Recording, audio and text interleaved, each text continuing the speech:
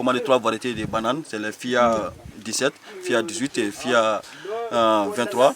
Et ces variétés ont été choisies dans la mesure où elles sont résilientes aux conditions néfastes du changement climatique. Ça, c'est l'objectif du projet CRCCA, appuyé par le PNUD. On a commandé les vitroplans avec le laboratoire agrobiotech qu'on a eu à acclimater ici. On avait mis d'abord dans la chambre d'humidité à Dibouani. Après un mois d'acclimatation, on les a amenés dans les serres pour qu'ils puissent vraiment s'acclimater aux conditions agroclimatiques du Comore. Après 2 mois dans les serres ici, donc nous sommes à pied d'œuvre maintenant pour la vulgarisation en plein champ, pour vraiment vulgariser une très grande quantité de ces variétés sur le plan national.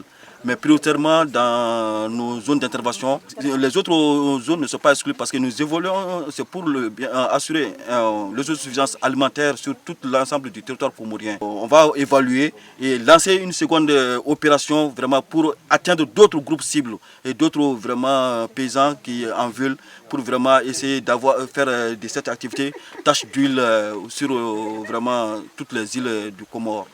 J'ai lancé aussi un appel pour que vraiment toutes les autorités nous accompagnent dans cette activité afin que ça soit une pleine réussite sur le plan national et surtout que les groupes cibles, les bénéficiaires aient satisfaction de l'activité.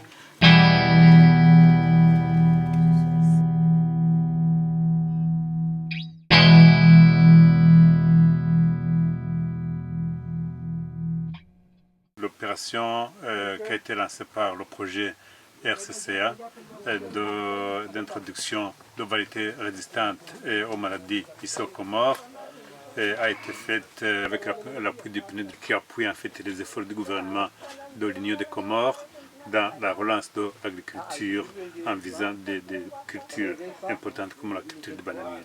L'opération consistait à introduire du Burundi des vitroplans à partir de notre laboratoire, de les acclimater ici sur place et de les distribuer. Nous avons donc monté un projet, un contrat avec le projet, avec l'appui financier du PNUD. La première mission a constaté que les infrastructures minimales existaient pour pouvoir faire l'acclimatation des plants et des vitroplans. Nous nous rendons compte qu'au bout de 2 à 3 mois, nous avons vraiment atteint les objectifs. Les plants sont arrivés, ont été acclimatés et sont maintenant en phase, ont atteint le stade où on peut les distribuer en champ. Nous pouvons dire que l'opération est vraiment une grande réussite. Ce que nous avons comme réussite aujourd'hui au niveau de l'introduction, de l'acclimatation, pourra être transformé en grande opération de distribution qui portera ses fruits qu'on commencera à voir au niveau des rendements de production dans 1 année et demie probablement.